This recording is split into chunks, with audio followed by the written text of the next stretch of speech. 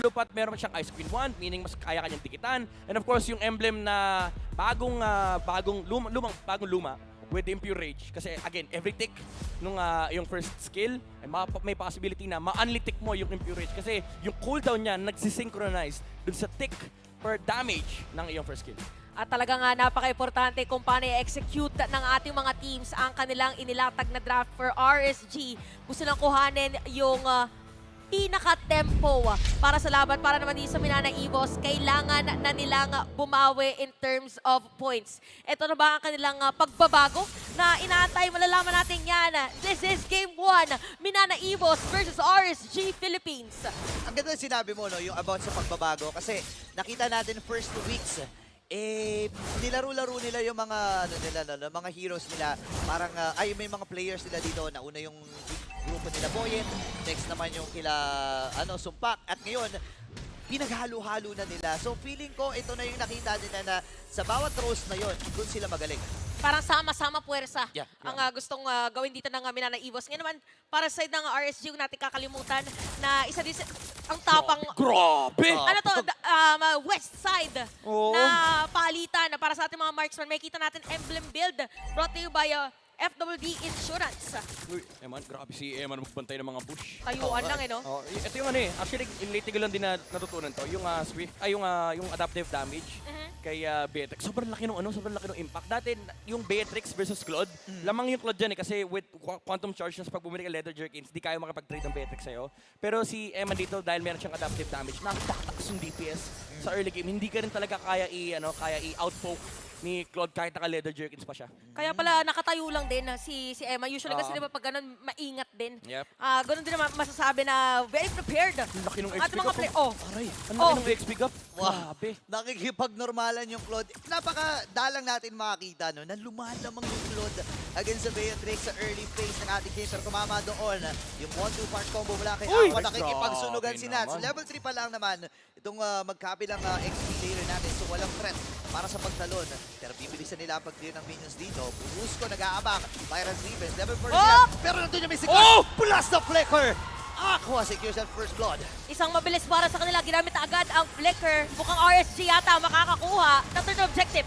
Lost Insanity at nasecure na nga ng RSG yung unang turn ng ating game. At tarasan muna ang kupunan ng Minana Evos dito. Pero ng kalamangan na nakuha nila. Sobrang lupit ni Nats tsaka ni Aqua. Kinuha nila yung turtle kay Ira. Hindi siya naka-retry. Nagulat siya eh. Pre, grabe yung nyo Grabe yung combo nyo. Hindi ko na-retry Yung connection niya dun Oo. Parang iba. At saka yung connection nila dun sa turtle.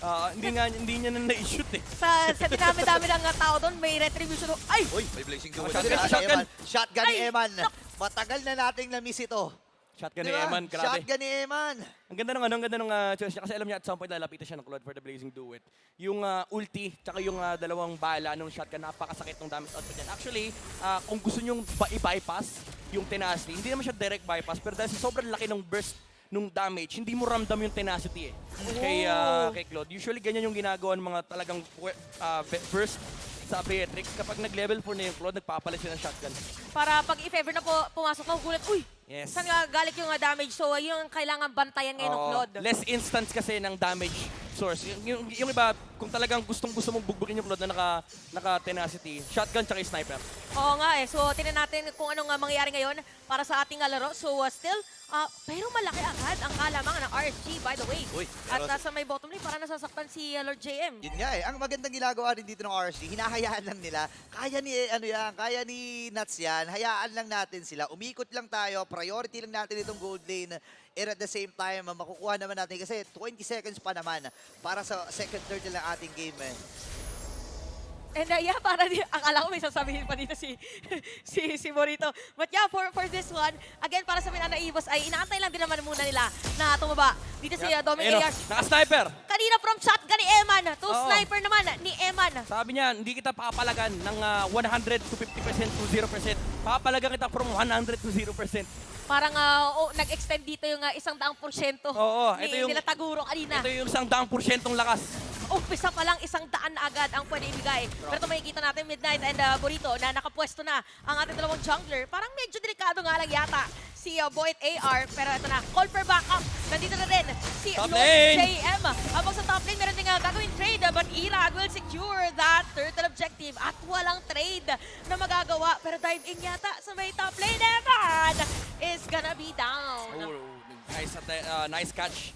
Coming off from the Cooper, na-punish sila si Airman. By the way, totoo pala talaga yung PYT.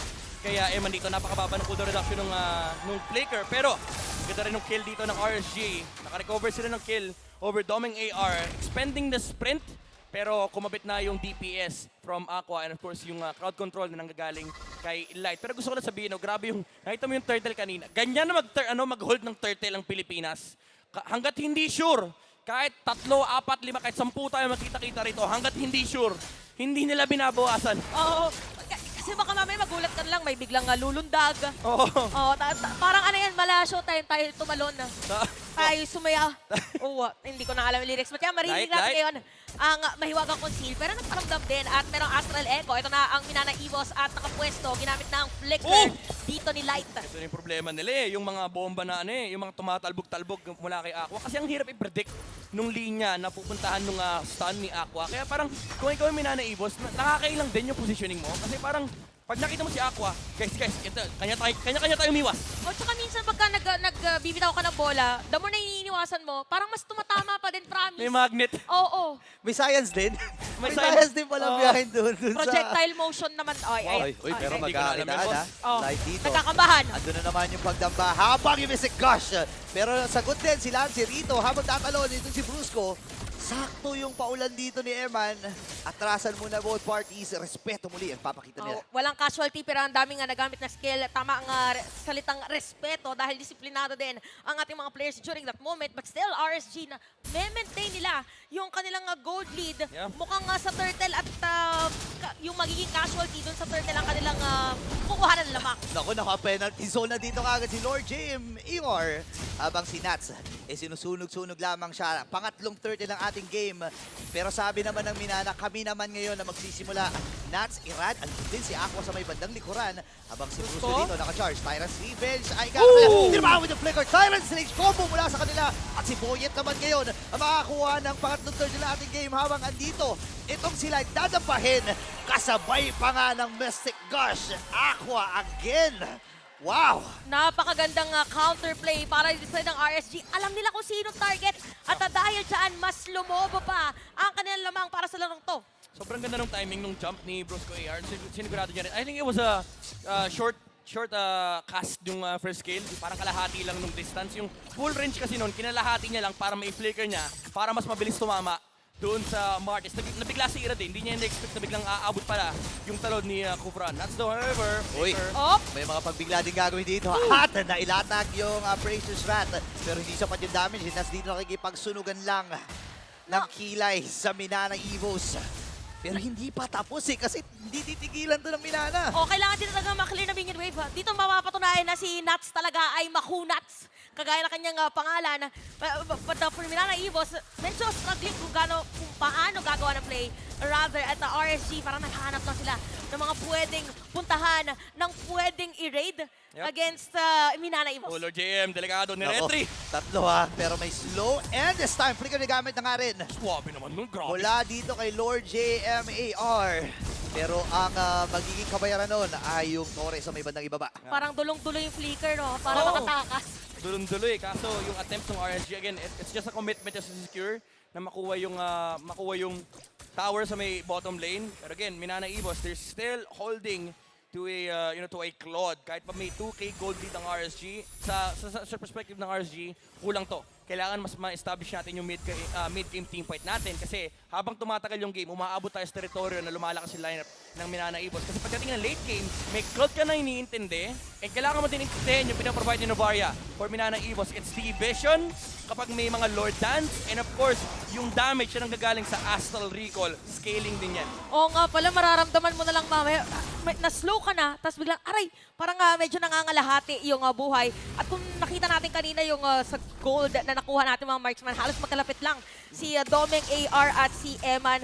Ganto na kaimportante ang vision para sa ating dalawang kupunan. At nandito na rin ang unang Lord na pwedeng pag-agaw. Ayan o, ito na yung sinasabi ni Midnight kanina, sa Pilipinas lang makikita yung ganto ka-intense guys. na mga sayaw. Yan, ito yung mga dinampot ng ibang region dito sa Pilipinas. Pag hindi sure Kahit 35k, kahit 10k, kahit 5k HP Lord, i-reset natin. Uy, pero tingnan natin na si Brusco Oh! AR din sa may pinali ko na, pero makakaiwas si Eman dito habang Blazing Duels. Alam niyo naman ang punta kasi Eman, pero pang-breaker 10. Nino-normal hits lang ang Domeng AR ngayon. Pumapaldo-paldo na at yung Lord itutuloy pa rin dito ng Minana. May conceal din na gagawin Brusco, pero naispatan sila dito ni Iran. Habang andun yung BMI. Ito na yata ang isa sa mga pinakamahabang sayaw. Take note na wala si Eman para dito sa next na team fight. Pero Astral Echo, nakita ko hanggang nasaan si Aqua. Bitin! Lord JM! Inabutan dito, Lord JM! Naku po! Naku po sa buhay nila ito, mapapatay si Dino Rad. Habang makakabawi din naman itong kupunan ng RSG ngayon. Andon yung mga Oy, meron Oh my Eagles, pero goodness, yung nabababara Lord! siya. Ang sakit ni Nats. Same with Aqua. At yung Lord ay makukuha pa rin. Pero si Boyet AR ang makakabawi nito. Pabili medali. Sasaluhin na lang ni Boyet AR. Ililigtas siya dito si Brusco AR. At ngayon ang kupunan ng Minana nakakuha ng unang Lord ng ating game. Nagmukhang pangit yung team fight for Minana Evos dahil pagtalo ni Lord JM, hindi kagad na burst yung mga targets, pero napagamit ng retry si Irat. And after nun, sabi ng Minana Evos, pwede natin ituloy ito. Nag-shift sila ng focus, they went towards the Lord. Si Domeng tsaka si Boyet ay nag-focus sa pag-takedown ng HP ng Lord, habang si Irat naman ay napopoke ng mga skills na lumalabas from Minana Evos. RSG, they tried their best to kind of turn the team fight. Gusto nila mag-Lord turn na tayo. Pero dahil nandun yung retribution mula kay Boyet AR, sila yung nakasecure ng Lord. Sige ko ba, Retribution, may laban yata dito sa may top lane. Uy, Ginamit na yung Last Insanity. pati Last Insanity, nagamit na. Marami Oh, na yung mga jump! ultimate gamit. Pero Oh! nandun yung flicker. Penalty zone. Habang nandun yung mga missiles si Eman dito. Aqua nasa likuran. Free hit lamang siya with a Mystic Gush. Dalawa ang mababawi dito ng RSG plus yung Lord ay mag-takedown na nila. Dahil dyan, nakabawi na ang mga Raiders. Pero sabi naman dito ni Domeng AR, diretso niya yung mga tore dito sa may bottom lane. Ito yung sinasabi ni Midnight, grabe yung slow na pwede ibigay ni Lancy. Dahil every time RSG gustong pumasok, parang medyo may warning sign, may warning shot na, oy, teka lang, alam namin kung nasa kayo. Yep, yung lineup ng Minana Evos, yung strength nito, yung advantage is, yung dalawa, yes, mapapunish mo, like Boyet AR and Lord JMR. Mapapunish mo sila kapag mali yung engage. Pero ang ganda rin kasi nung decision ng Minana Evos na nire-resign kagad nila yung team. Pag nila, okay, pattern na to, concede, kuha tayo ng ibang objective, and yun yung strength na binibigay ni Claude sa lineup na to. Oh, parang kanina nakita natin na, by the way, yung solo kill kanina ni Domeng AR against Eman. Kaya naman ng RSG nakabantay din sa mga pwedeng gawin ng Minana Evos. At napaka-importante talaga ng middle lane. Yan ang dedepensahan ng RSG. At inaantay natin yung mga kakaibang setup ulit para dito sa ating dalawang koponan. Meron ng Wind of Nature kanina si Eman. Kasi kanina wala siyang Wind of Nature. Inuna niyang tapusin yung Malefic Roar, I believe. Although wala siyang wala pa siyang, hindi siya kumuha nung kanina yung Fury Hammer. Pero ngayon meron siyang Vampire Mallet. Probably Hasklo, hindi para sa crypto guys, para sa lifesteal. Balik buhay. Balik buhay kay Beatrix kasi kaya ni Eman na makipagbanatan kay Claude during the Blazing Duet. Oo. Ang technique lang dyan is tatanggapin mo yung buong Blazing Duet bago ka mag-Wind of Nature. Kasi once na bumaba ng HP mo, hindi ka naman ganun kadali patayin for the Claude. Kailangan pa banatan ng konti, luma lifesteal ka pa. And kapag nag-Wind of Nature si Claude, tsaka ka lang mag-Wind of Nature. Importante din kasi no, na dapat i-consider nyo yung barrel na gagamitin. Doon sa lifesteal na yon, dapat nakanibiro ka para makaya mo makipagsabayan doon sa ultimate ng isang Claude. Pero kung papansinin natin, Minana, nakuha na nila yung gold lead finally para sa kanilang koponan at RSG ngayon. Hindi nila alam kung saan nanggagaling yung mga atake dito ng Minana. Ang layo kasi. May malapitan, may malayuan. Oo, kailangan Ibang klase. parang malilito ka na dito. Anong unahin? Nasa harapan ko ba? Or hahanapin sa likod? Ang nakakatakot dito for both sides, may dalawang space alien na naglalaban eh. Si Nobari at si Gordy, kanina pa sila Oo, nagbabatuan eh. Ayun, Ayun, dalawang bola yan. Mas Uy, no. malayo lang yung kay Nobari, pero mas nakakirita yung kay Gord. Oh, pero nakita natin ginamit ni Light yung kanyang flicker, by the way. Uy. So, disengage lang muna. At si Lance AR ay manggugulo na lang. Again, dumating na naman tayo sa point ng laban na napaka-importante ng pagkuha dito sa My Lord. Okay, si Irad, Ay! alam niya na ang gagawin niya, pero alam din na Minana napapasok Irad! siya at mali ka na papasok ang Liga Boy. Light dito at ang buong koponan ng RSG ay aatras na rin. Brusco AR nagbibigay lang ng vision para sa kanilang kupunan, pero si Eman ayaw niyang sumuko dito. I-snipe siya, tinamaan si Domeng. At ngayon, ang buong RSG ang didepensa. At dahil dyan, lumaki na rin ang kalamangan ng Minana Evos. Kanina medyo malapit yung goal lead, medyo nabaliktad para sa ating game at kitang-kita natin na kakaiba ngayon ang pinapakitang rotation at execution ng Minana Evos at pwede na nating tawagin si Domeng na Paldomeng. Paldo talaga. 2K gold advantage. Yung lamang niya rito kay Beatrix, advantage na lamang pa. Ganun kalaki. Yung lamang ni Doming AR. And again, ito yung beauty. Yung paggamit ng Minana Evos ng Claude. Again, yung split advantage. Pero ngayon, nasa part na tayo na late game aspect na to for Minana Evos. And ang hirap din patayin ni Claude this time around kasi ang catch lang nila is si Light. Pero kailangan mo kailangan mo i-flicker in kasi ang hirap hulihin ni Claude. Pero even then, kapag tatapos na yung CC, may sprint din palayo. Oo nga, ang dami mo kailangang isipin. Oo. Base sa mga iisipin sana ng RSG na dumepensa doon sa may bottom lane, inhibitor turret ay successfully magagawa pa rin nila. Pero a lot of pressure ang nagagaling ngayon para sa Minana Evos at mukhang itutuloy-tuloy lang nila. As Uy. Nats ang kanilang gustong i-zone out. Si Bruso dito, umaamba ng kanyang Tyrus Revenge, mabilis na clear wave. Ang laki pala ng tulong talaga ng Mystic Gush, no? Hindi lang pang atake sa mga kalaban, kundi pang clearly ng minions. Paunahan na lang to, feeling kayo pagdating doon sa Yup. kung sinong una magkakaroon ng hold. Nabagit kanina ni Midnight, in terms of hold, medyo lamang ang Minana Evos, kaya doon din sa draft index natin, team fight mas mataas sa index. Oo, pero yung Minana. ang late game talaga ng side ng Minana Evos, lalo pa nakikita natin yung pokes. Although yung mga tangke, tinatanggap nila yung Astral Recall, mga tangke kasi yan. And yung damage output din pag tumama kay Eman, ibang usapan yan. Lalo kapag pumatong pa yung proc nung Impure Rage, which is likely kasi every time naman na ikakasama yan, may patong talaga ng damage na Impure Rage. Ngayon meron na siyang Divine Glaive, meron na rin Lightning Truncheon. Pag umabot tayo Sakit. late game, may additional 1,000 na magic damage yan. And spammable pa dahil sa cooldown boots, pati na rin yung Enchanted Talisman. Wow, ibang klase ang ating nakikita ngayon. At pinaparamdam talaga ng Minana yung adjustment na ginawa nila first week. Maraming nagsasabi sa kanila na okay, baka hindi kaya ng kupunan na to, pero ngayong pinapatunayan nila. Kahapon, nabigyan nila ng isang pagkakatalo ang Blacklist International. Ngayon, pinapahirapan nila ang RSG. Sinabi natin kanina, yung pagbabago na kailangan ng Minana Evos, kita natin na nagbago sila ng set of players at napakaganda ng naidudulot para sa kanila. Ngayon, RSG, kailangan nila mag-adjust para dito sa laban kung gusto nilang ma-secure yung next na Lord.